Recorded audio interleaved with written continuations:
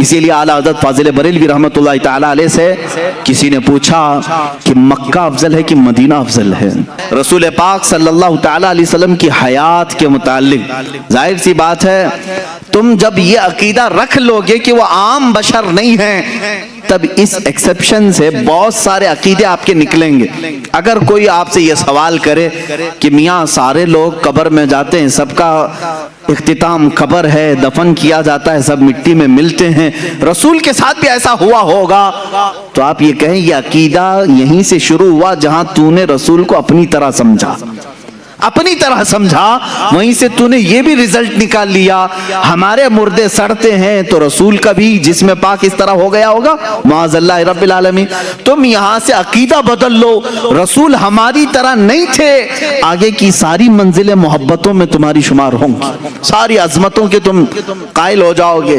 حضور پاک صلی اللہ تعالیٰ علیہ وسلم کے بارے میں اگر میں یہ کہوں، ان کے جسم ناز کی بات تو چھوڑو، 14 صدیاں گزر گئی، ان کے جسم پاک سے کٹے ہوئے بال جو آج بھی رکھے ہیں وہ سڑ گل کر کے کہیں ختم نہیں ہوئے، نہ ان کو آگ جلا سکی، پوری کائنات میں آج بھی وہ روشنیاں بکھیر رہے ہیں، ہزاروں عشاق کے سینے میں عشق مصطفیٰ جلا بھی رہے ہیں، جلا بخش رہے ہیں، تو رسول پاک کے جسم ناز کی کیا بات ہے۔ بلکہ بزرگوں نے فرمایا وہ حصہ جو رسول پاک کا جسم لگا ہوا ہے قبر پاک، اس کو کہا گیا ہے وہ عرش اعظم سے بھی افضل ہے۔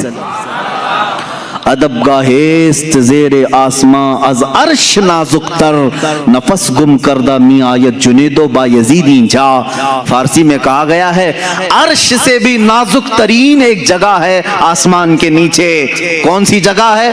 یہ وہی لحد مصطفیٰ ہے جہاں جنید بغدادی اور بایزید بسطامی بھی حاضری دیتے ہیں تو اپنی سانسوں کو روک لیا کرتے ہیں کہ نکلنے والی سانسوں سے کہیں بے ادبی نہ ہو جائے۔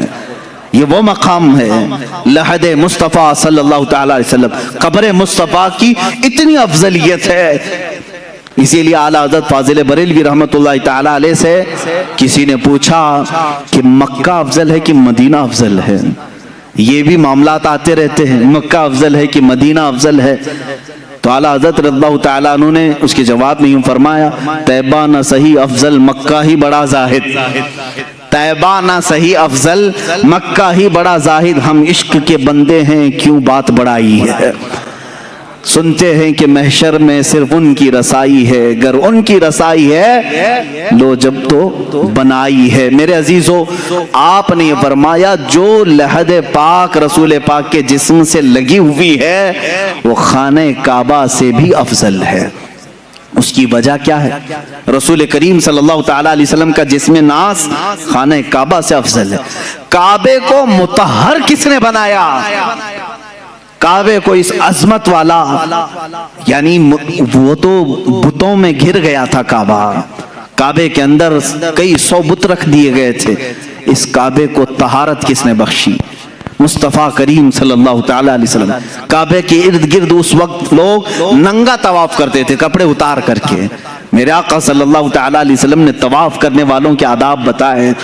عزیزان گرامی، تم اگر یہاں بیٹھ کر کے فیصلہ کرو گے کون افضل ہے کون نہیں افضل ہے، یہ تمہارے بس کی بات نہیں، خود کعبے سے ہی پوچھو۔ امام اہل سنت فاضل بریلوی رحمۃ اللہ علیہ نے فرمایا غور سے سن تو رضا کعبے سے آتی ہے صدا، میری آنکھوں سے میرے پیارے کا روزہ دیکھو، حاجیو آؤ شہنشاہ کا روزہ دیکھو، کعبہ تو دیکھ چکے کعبے کا کعبہ دیکھو۔ عزیزان گرامی وقار، حضور اکرم صلی اللہ تعالیٰ علیہ وسلم کی حیات طیبہ ایک ہاٹ ٹاپک ہے ان لوگوں کے لیے جن کے لیے یہ گرم لگتا ہے، ورنہ سنیوں کے لیے بڑی حوصلہ افزا ٹاپک ہے۔ جب جب ہم اپنے نبی کی حیات کی بات کرتے ہیں تو کئی امیدیں پھر سے جاگ جاتی ہیں۔ میاں چھوڑو، ہم ٹینشن میں تھے کون آئے گا کون نہیں آئے گا، مولانا نے کہہ دیا ہے رسول پاک اب بھی ہیں، آئیں گے۔ جب ظاہر سی بات ہے امت میں ہم یہ بات کہیں گے تمہارے رسول اب بھی ہیں تو امت کا حوصلہ نہیں بڑھے گا؟ حضور پاک صلی اللہ تعالیٰ علیہ وسلم سے آس و یاس امت کی اور بڑھ جائے گی۔